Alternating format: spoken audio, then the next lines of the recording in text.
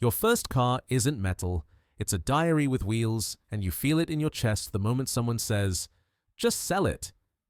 The sentence lands like an accusation, as if a stranger reached into your past and started rearranging the furniture. I'm not talking about engines or mileage, I'm talking about the version of you that learned how loud freedom sounded at midnight with the windows down. The refusal isn't logical, it's emotional, territorial, almost defensive, and a little dangerous in the way all meaningful attachments are. Everyone pretends this is about transportation. It isn't.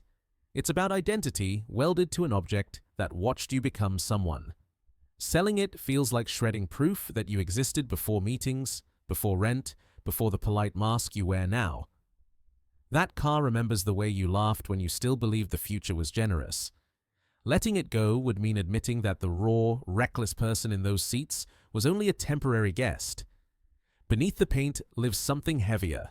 First control. That car was the first kingdom you ruled without asking permission. No teacher grading you, no parent narrating your choices, no boss timing your breath. Just you, a steering wheel, and the illusion that the road would obey.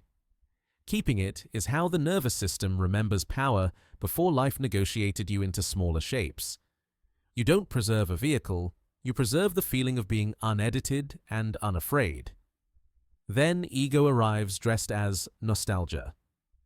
The cracked mirror becomes a trophy, the dented door a medal from battles nobody else witnessed.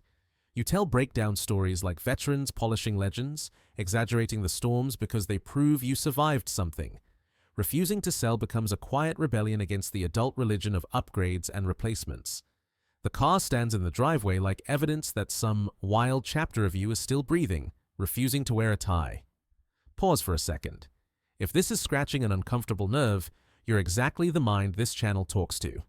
Hit subscribe quietly, no ceremony, and step back into the interrogation.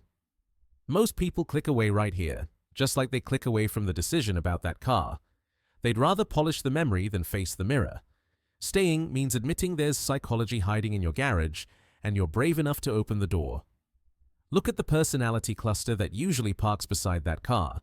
Loyalty tangled with stubborn pride. People like this don't rotate memories. They curate them. You build museums out of ordinary objects and call it practicality.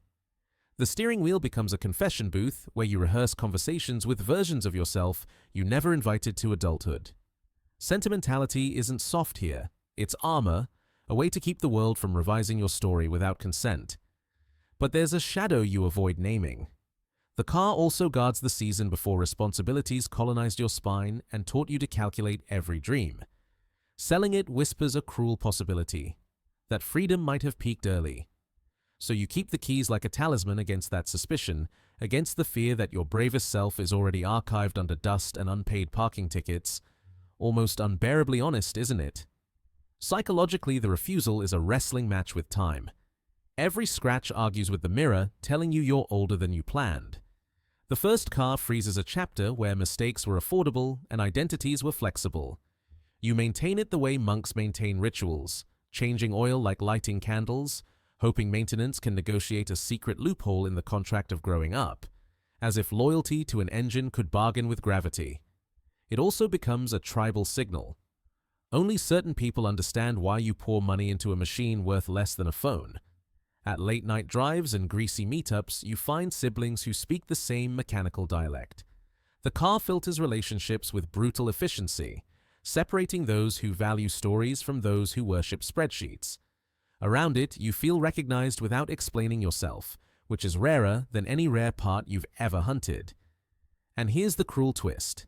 Maybe you don't refuse to sell the car. You refuse to sell the person you were inside it. The driveway becomes a museum you pay rent to avoid meeting the present. If the engine died tomorrow, would your identity stall with it? Or would you finally drive forward without the relic watching you breathe?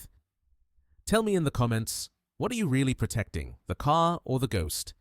I want to read your answer.